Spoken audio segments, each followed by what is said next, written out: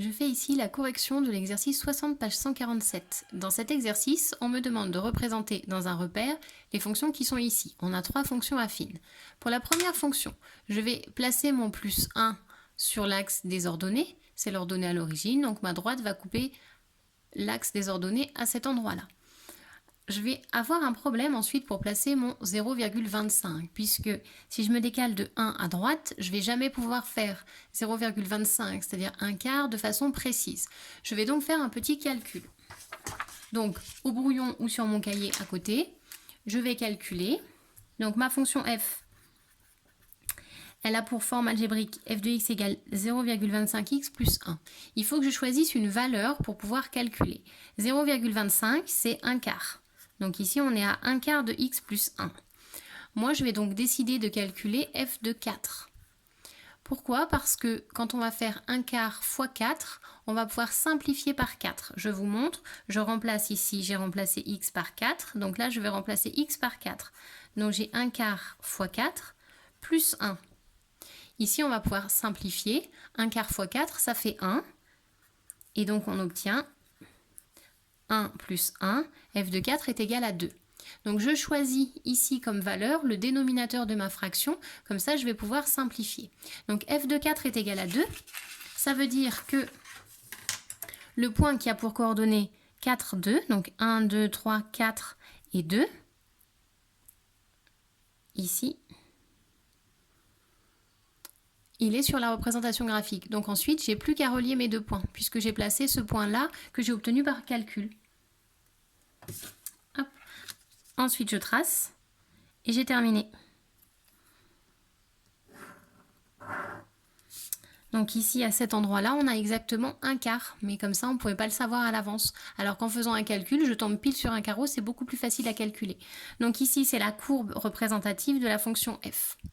Pour la fonction g, je vois tout de suite, là, vu que la fraction, je vais tout de suite voir que je vais avoir un problème avec mon 1 tiers. Donc je vais tout de suite faire mon calcul avant de commencer. J'ai ma fonction g qui à x associe moins 1 tiers de x plus 3. Donc je vais choisir une valeur à calculer. La valeur que je vais choisir, c'est x égale 3. Comme ça, je vais pouvoir simplifier avec le dénominateur de la fraction.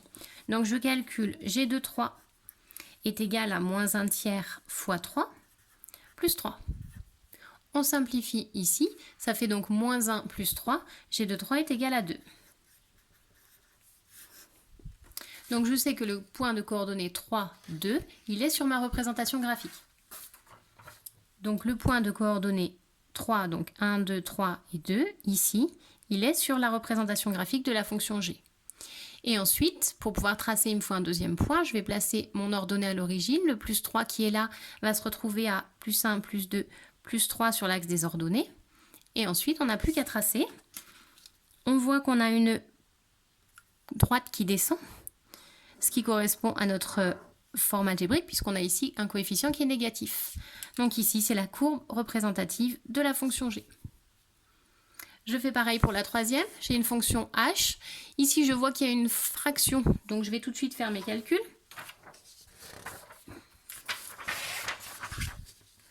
Ma fonction h, qui a pour forme algébrique h de x égale 5 demi de x moins 1. Je vais calculer une valeur. La valeur que je vais choisir 2, c'est le dénominateur.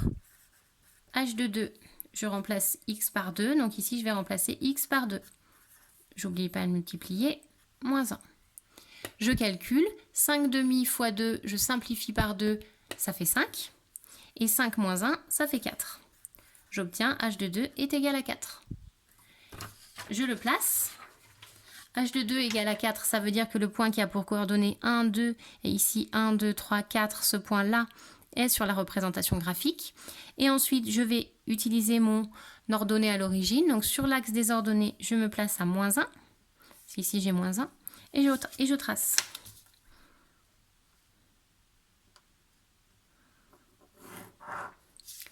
« 5 demi, ça fait 2,5. Donc ici, on a bien une pente de 1, 2, 2,5. On a une pente qui est forte ici, ça marche. Et c'est la courbe représentative de la fonction h.